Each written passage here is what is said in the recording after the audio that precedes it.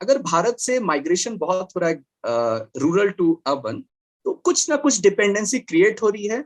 और वो आप समझ लीजिए, अगर 40 करोड़ 20 करोड़ जो पॉपुलेशन रही गौ माता की, अब वो नहीं है उस हिसाब से। और एटलीस्ट ऐसी गाय तो नहीं है जो लो मेंटेनेंस है ना। हम लीटर्स पे बहुत कैलकुलेट कर देते हैं कि दूध इसमें ज्यादा है, इसमें कम है, लेकिन देसी गाय, इंडिजिनस कैटल हमारे वातावरण के लिए सबसे सुटेबल है, तो हम उसको बोलते हैं लो मेंटेनेंस, है ना। ठीक है।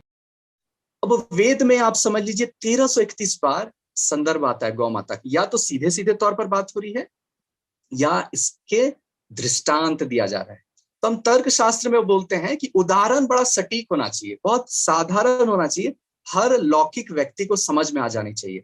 तो आप समझिए कि वेद का श्लोक आप किसी को समझा रहे हैं और उसे गाय का सानिध्य प्राप्त नहीं है, उसने कभी एक्सपीरियंस नहीं किया है, गौ माता के प्रेजेंस को कभी जाना नहीं है, पहचाना नहीं है, तो शायद उस श्लोक के अर्थ को समझेगा, बट उसे उसका आशय, भावार्थ या ज्ञान कभी नहीं होगा। तो आप समझिए वेद के कई श्लोकों का ज्ञान निरर्थक हो जाएगा अगर भारत से गौवंश लुप्त होती है तो। ठीक है।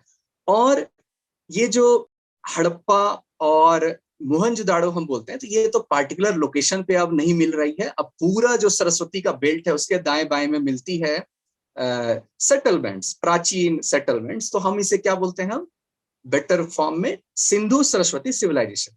तो ये जो सील है आप फिर से देखिए, सूर्य केतु नाड़ी, पीठ उठी हुई, वही फिर से बॉस इंडिकस, मतलब हम कंटिन्यूअस सिविलाइजेशन की बात करते हैं, क्योंकि ये गाय, ये गौ माता हमारे तब भी साथ थी और आज भी साथ है। अब ये जो क्रॉस ब्रीडिंग है, ये एक डिजास्टर हुई फॉर इंडिजिनस ब्रीड। क्यों हुई ये हम आगे के स्लाइड में बात करेंगे, लेकिन अभी के लिए आप समझ ले कि गोबर से हमारा ध्यान दूध पर चला गया।